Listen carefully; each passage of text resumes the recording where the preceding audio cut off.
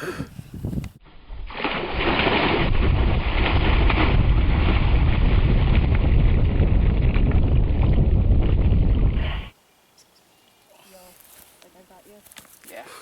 Yes, go, go, go.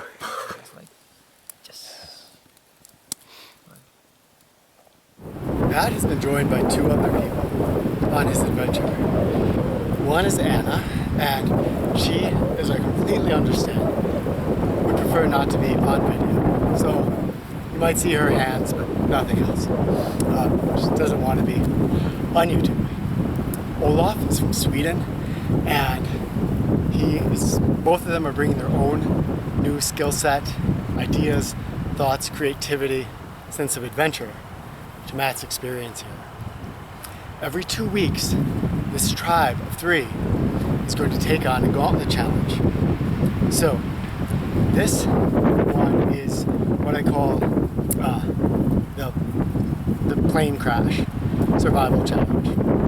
And they're on their way here through the woods. Brett is bringing them. And I've set out some items that they can find. This is Olaf's first adventure of this kind, and so I gave them the option to bring a blanket if they wanted to, and a sleeping bag if they wanted to. And both Matt and Olaf decided that, and they're the only ones I really talk about since Anna won't be on camera, both Matt and Olaf decided to not bring their sleeping bags, to only bring the wool blanket. Then they're going to get whatever's out here.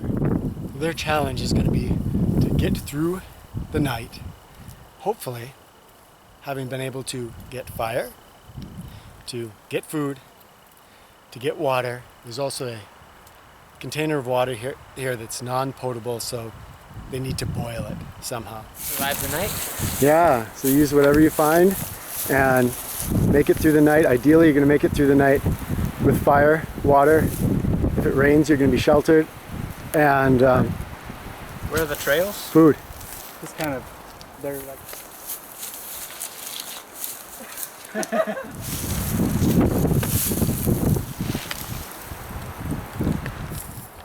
Kitten?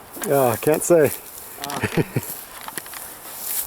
But that was nice to you guys. I kept it all in one general area.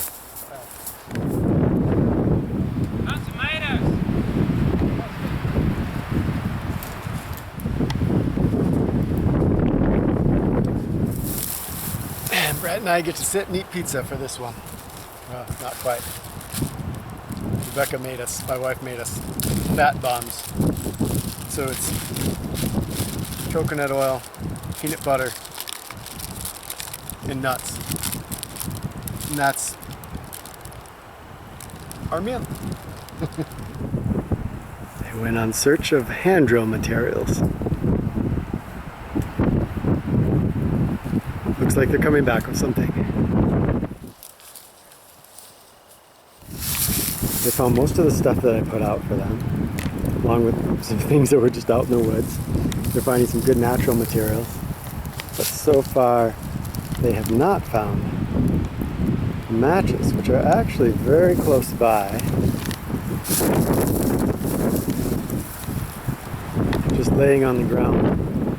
Now the matches are just nubs. I took off all the wood, so it's basically just the striker.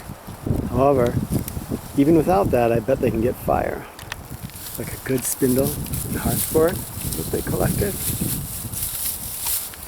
And nice tinder materials. Goldenrod is wonderful, and then this is all thistle down, which would be really nice for collecting that initial coal if they can get it. Birch to help them take things off.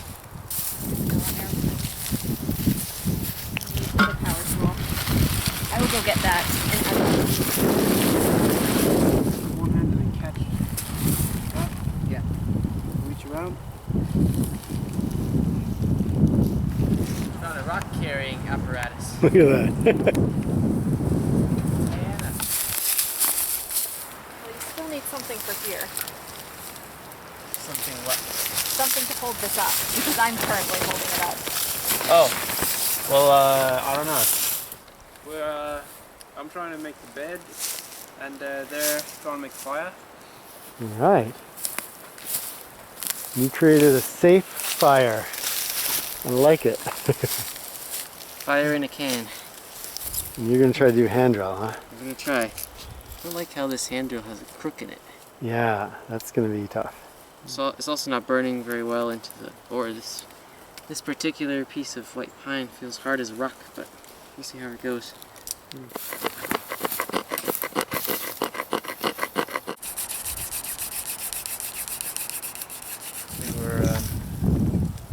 They took some blood out and put it in its little vials, and I thought, now there's a part of me over there, right now, right? In the same way, when you're doing this, you're transferring energy into the coal, which means that there could be like a part of you that goes into it, right? Yeah. They've been trying to get fire to no avail. Matt went off in search of mullein spindles. Looks like he found some. They still haven't found those matches or the chaga, which is nearby. It's one of the most important skills that I try to work on with people. It's also one of the toughest ones for modern humans to master, which is opening up our awareness and starting to see more broadly. We really learn to look in one spot. And so I encourage people every day to try to be in their peripheral, to start to see things more broadly. And it's not just seeing it at what you actually see. It's learning to sort of read your environment. So this downed birch tree, why did it fall down? Trees fall down all the time, right? But birches around here, often they've fallen because they've been infected by chaga. And then you can find that big chaga somewhere along the fallen tree. Some better options, maybe. Holy cow. This much mullein doesn't work. Mullein doesn't work. That's what I say. That's awesome.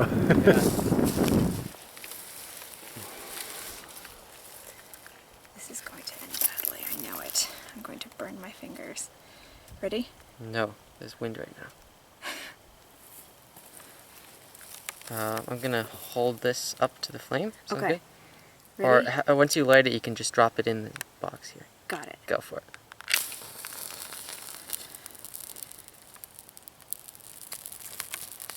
Nice, guys. After all of that. Wow. A little bit of attention saves the day. Do I win the pineapple? You win a fire for the night. You win a cooked sweet potato. Way to go, you guys. Wow, that is a big improvement. Okay. Careful, get that back in. Still want to get a hand drill. Well, now you can just play with it. He's still searching for the magic thing that could help with that. Okay. I like that this has a little glass window so you can see if your fire's Hey, done. Olaf, guess what? I heard the oohs and ah. And guess how many matches it took? One? One. About 1/8 of a match. I told ya. You hold the rock. Let me try to see.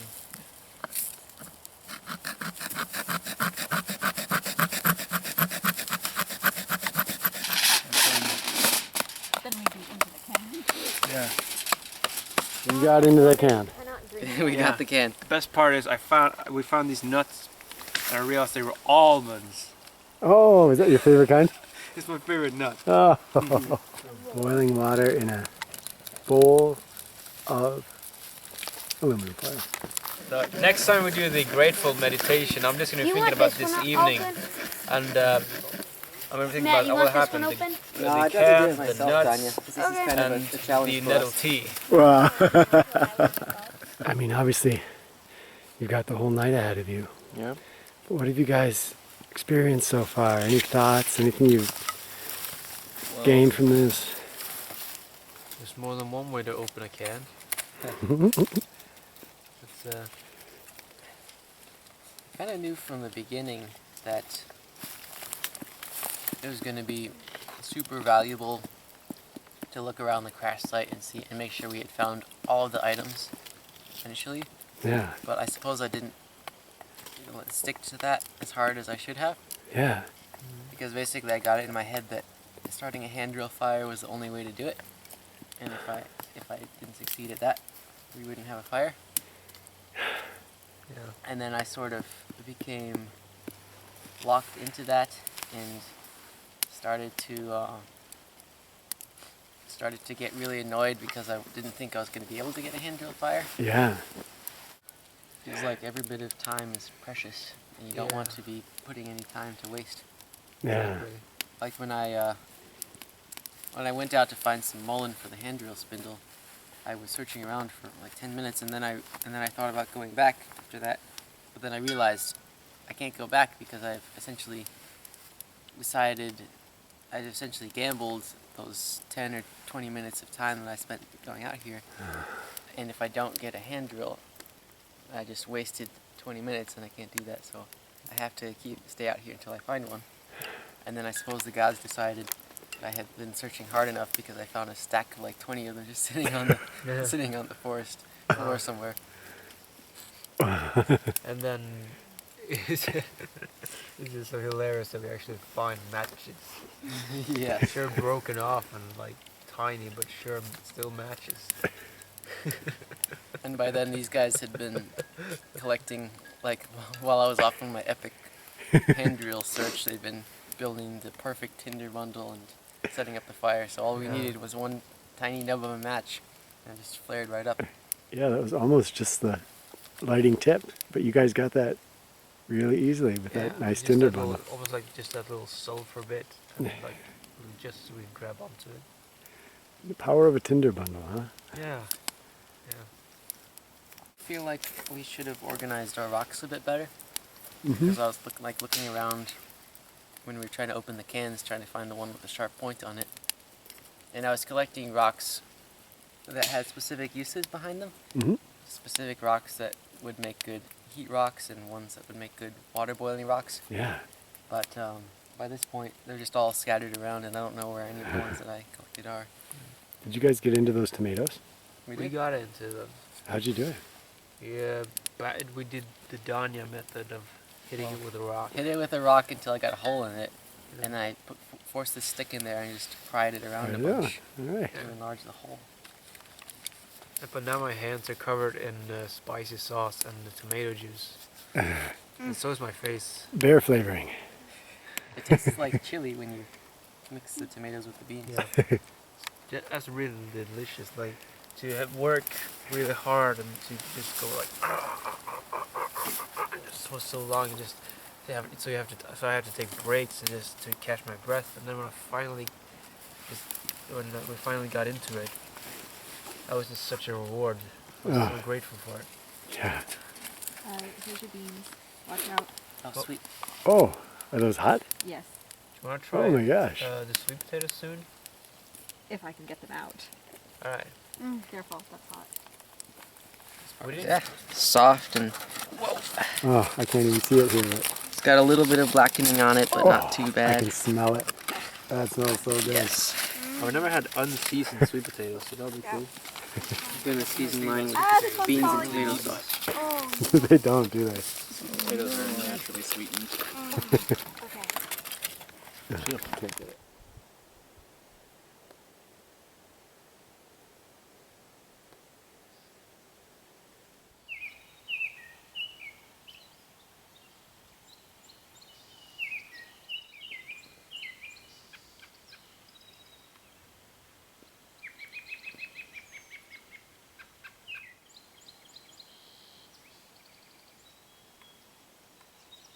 How was your night, you guys?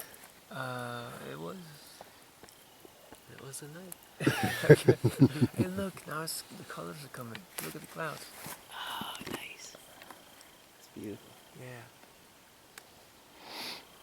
I was waiting for this. I suppose my favorite part of the night was just the part that I didn't think, like the part that I just wanted to get over with, sitting up next to the campfire for a couple of hours. Really? Yeah.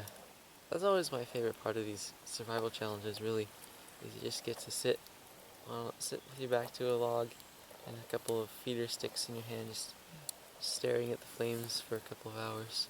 You know, I was seeing the colors in them. I was looking for greens in the flames. I would occasionally see some green, but there was a lot of like electrical blues that I was finding, and I was noticing the difference between the bright candle yellow fires and the deep oranges. Should we like keep the fire going, or are we gonna get moving soon? What do you guys think? Let's keep it going. Fox, you got some more sticks, maybe. That's So I think my favorite part of the evening is probably when I noticed it getting brighter. Because I figured, hey, look now, dawn is coming. Because dawn is my favorite part of the day. If I'm awake to see the dawn, that's like, yes.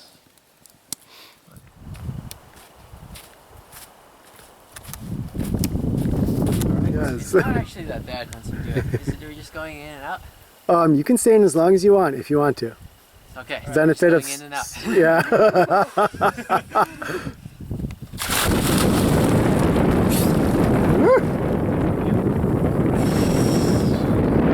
Much better than having to anticipate it. Get move a little bit. I'm gonna try it your way.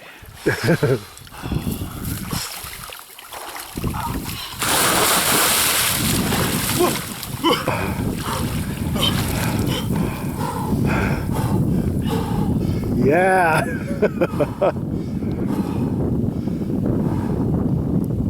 Yeah, if you can find your calm, that's awesome. Wasn't so bad. I mean, it hurts, kinda. It's starting to like feel cold in my legs, but it's not as bad as it was yesterday. Like I can hold conversation without shivering, and I'm not screaming, you know. Yeah. Screaming and actually Okay. No, we're getting to it. Wow, Olaf.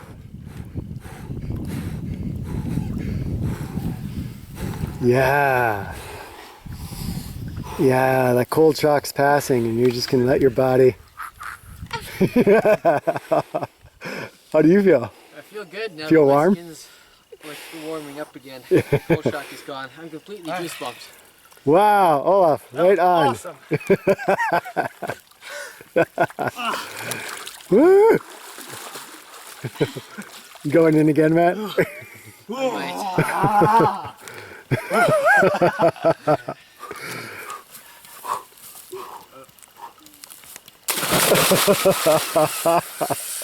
Oh my gosh.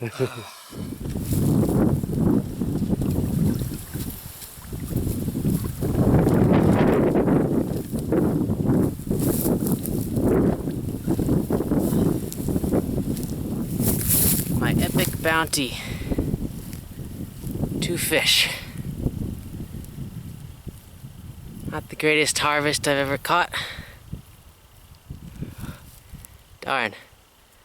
Put some old beef stew in there. The last mitt dregs that had got a bit I was hoping to get some crayfish. Well, not gonna be making any fish stew out of this, but it's fun to catch minnows. It's fun.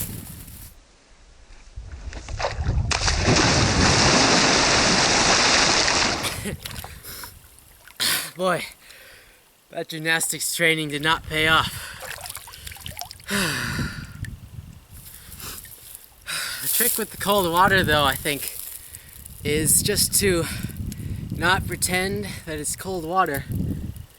Just to pretend that it's water, you know? Like you're standing in your bathtub. Like, we're standing in a swimming pool, and this water is not that cold. I mean, it must be 50 degrees right now. So, I mean, I used to jump into this river and I would like rocket to the surface and be sputtering and gasping and get to the bridge as quick as I could. But then I figured out, well, why do I have to do that? I'm not gonna go hypothermic. It's all in the mind. And since I kind of like standing here in the water, that's what I decided to do. And I just got to get my mind to follow along with that. There's lots of thinking there. I'll work on the backflip.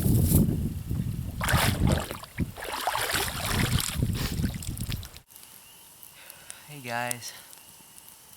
Welcome to my little campfire. I'm just sitting here thinking how cool this is that I can just be out at night and be like, hey, I don't need to go to bed now. I'm gonna make a campfire. And then do it. There's a lot of freedom in that.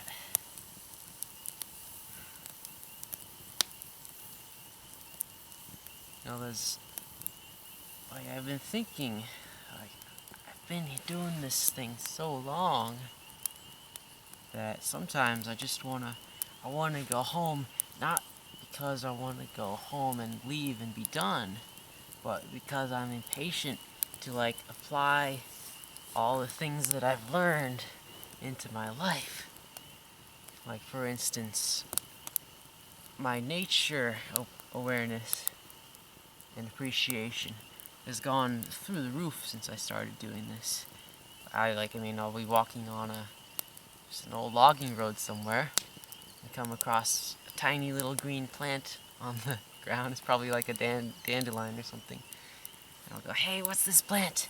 I need to know what that is. You know.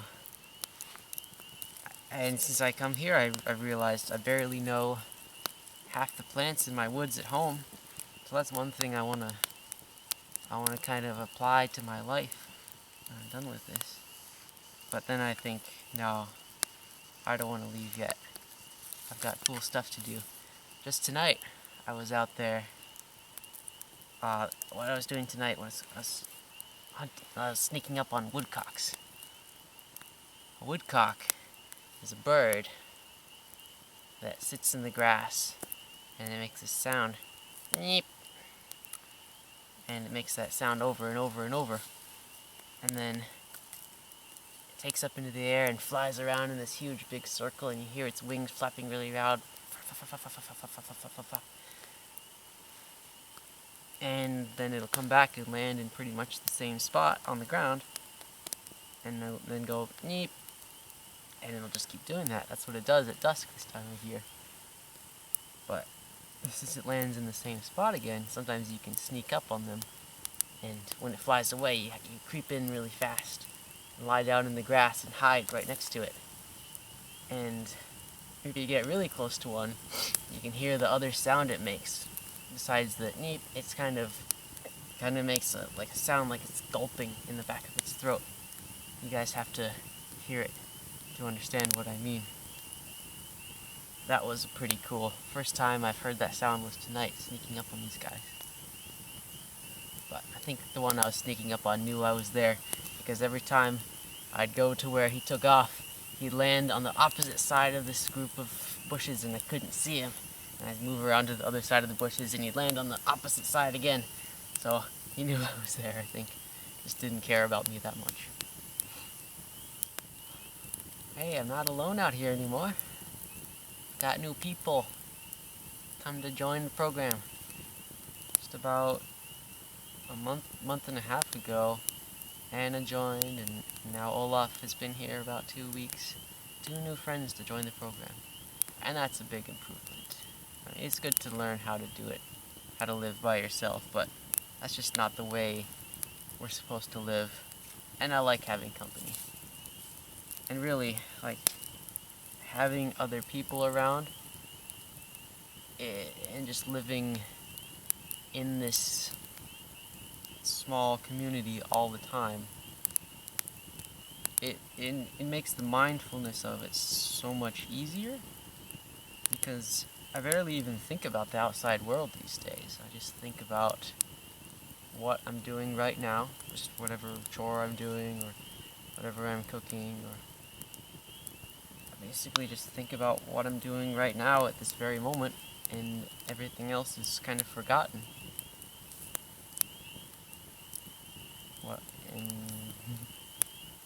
What I'm doing right now is quite often cooking.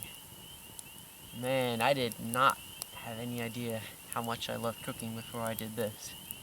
I think a couple of months out in the woods on a starvation sandwich diet made me really appreciate having a wood stove to cook on. And since I've been having one, I just keep getting more and more. Like, oh, I need to cook this recipe. I need to do it. Oh. Yes, I did make a real pizza. 2 real pizzas. None of that cheddar cheese garbage we made last time. And I have photos to prove it. The second time I made the pizza, well, we made it, Anna and I made them together. It was actually round. I made a square pizza the first time, but that kind of messes with my worldview. I don't think pizzas should be square. But anyway, it was an amazing thing. Homemade sourdough crust, homemade pizza sauce, which is actually really easy. You just combine tomatoes and spices in a pot and mush the tomatoes around a bit as they heat up, and you have pizza sauce. And it was awesome. Like, way better than that frozen pizza I bought from the store. So that's just the coolest thing, the fact that I've learned how to make pizza just through experimentation. I mean, I made my first grilled hamburger out here. I was like making gourmet, baking salmon fillets breaded on a bed of asparagus. I mean, cooking is like my favorite thing to do out here, honestly. And another thing, I've become extremely in tune with cycles of nature, like the changing of seasons specifically. I don't think ever in my life have I noted when the first flower of spring arrived. I think it just kind of, I don't remember a single year when I got excited about seeing a dandelion in our yard or something. But this year, when I saw that first flower, boy, I got excited. I was like, Olaf, come here. There's a flower. Look, it's purple. It was a hazel flower. It just looked just like a little anemone poking out of the plant. And it was gorgeous, this flower. First flower I've seen in so long, bringing color back to the woods. And now I get excited every time I see one. Like, there was a dandelion this afternoon, the first one that we've seen. And it was exciting, and it was delicious too. I had no idea you could eat dandelion flowers. I've picked dozens of them and thrown them away in the trash because I didn't want them to turn to seeds, but eat them. Eat dandelion flowers. It was tasty. And yeah, that's definitely going to be hugely different when I get back. Just the changing of the seasons. Day and night. Figuring out when the sun sets and rises. I never really felt like I had to pay attention to these things. You know, I just had my own man-made environment with my artificial lights and my artificial heater, and it didn't matter whether it was dark or light outside because it was light inside. It didn't matter whether it was cold or warm outside because it was always warm inside. And so I just became super out of touch with these cycles of nature, but now I think I've reversed that and I'm grateful. I think that's enough yammering for tonight. I'm just gonna sit and enjoy my fire for a while. Have a good night, y'all.